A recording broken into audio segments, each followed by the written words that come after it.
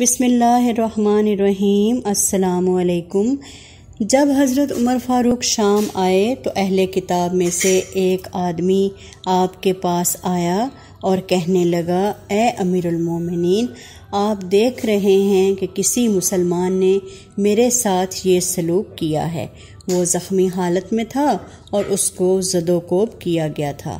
حضرت عمر رضی اللہ شدید غضبناک ہوئے اور حضرت صہیب سے کہا کہ جاؤ اور دیکھو اس کو کس نے مارا ہے۔ حضرت صہیب رضی اللہ گئے تو پتہ چلا کہ حضرت عوف بن مالک نے مارا ہے۔ جس وقت حضرت عوف بن مالک کو حضرت عمر کے سامنے پیش کیا گیا تو آپ نے پوچھا کہ تو نے اسے کیوں مارا ہے؟ کیا ہوا تھا؟ حضرت عوف نے کہا کہ اے امیر المومنین، میں نے اس کو دیکھا کہ ایک مسلمان عورت کو گدھے پر بٹھائے لے جا رہا تھا۔ اس نے گدھے کو تیز دوڑایا تھا تاکہ وہ گر جائے، مگر وہ نہ گری تو اس نے اس کو دھکا دیا اور وہ زمین پر گر گئی، اور یہ زمین پر منہ کے بل گرا، اس لیے یہ زخمی ہے۔ حضرت عمر رضی اللہ نے ان سے فرمایا کہ اس عورت کو لے کر آؤ، وہ تمہاری بات کی تصدیق کرے گی۔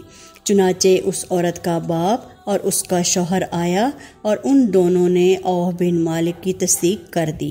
پس حضرت عمر نے اس یہودی کے خلاف سولی پر لٹکانے کا حکم دے دیا اور پھر اسے سولی پر چڑھا دیا گیا۔ حضرت عمر رضی اللہ نے فرمایا کہ ہم نے تم سے اس پر تو مصالحت نہیں کی تھی۔ پھر فرمایا، لوگو، محمد صلی اللہ علیہ وآلہ وسلم کی پناہ دینے کے متعلق خدا سے ڈرو۔ جو شخص بھی ان میں سے ایسا کرے گا اس کی ہماری ذمہ داری کوئی پناہ نہیں ہے۔ بحرین میں چند بچے ہاکیوں سے کھیل رہے تھے اور بحرین کے عیسائیوں کا بڑا پادری بشپ بھی قریب ہی بیٹھا ہوا تھا۔ دوران کھیل گیند اس کے سینے پر جا لگی۔ اس نے گیند اٹھا کر اپنے پاس رکھ لی اور منت سماجت کے باوجود گیند دینے سے انکار کر دیا۔ بچوں میں سے ایک نے آگے بڑھ کر گیند واپس کرنے کا مطالبہ کرتے ہوئے کہا، تمہیں نبی پاک صلی اللہ علیہ وآلہ وسلم کا واسطہ، گیند ہمیں واپس کر دو۔ اس ملعون نے گیند واپس دینے کی بجائے رسول اللہ صلی اللہ علیہ وآلہ وسلم کی شان اقدس میں گستاخی کر دی۔ پادری کی طرف سے توہین رسالت ہوتے ہی ان بچوں نے اس ملعون پادری کو ہاکیوں ہی سے مار مار کر واصل جہنم کر دیا۔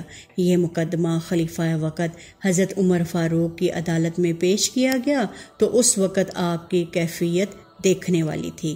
راوی کہتے ہیں، اس واقعے سے قبل سیدنا عمر فاروق کو بڑی بڑی فتوحات حاصل ہوئیں اور بیش قیمت مال غنیمت بھی ملا، لیکن آپ ان سب چیزوں سے اتنے خوش نہ ہوئے جتنا ان بچوں کے ہاتھوں گستاخ رسول عیسائی پادری کے قتل پر خوش تھے۔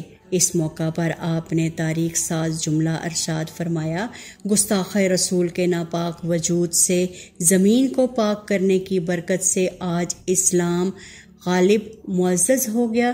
پھر عیسائیوں کو مخاطب کر کے فرمایا، جب ان بچوں کے آقا و مولا نبی کریم صلی اللہ علیہ وآلہ وسلم کے متعلق گستاخی کی گئی یا گندی زبان استعمال کی گئی تو کیا پھر وہ غصے میں نہ آتے اور اپنے آقا صلی اللہ علیہ وآلہ وسلم کے وفاداری کا ثبوت نہ دیتے؟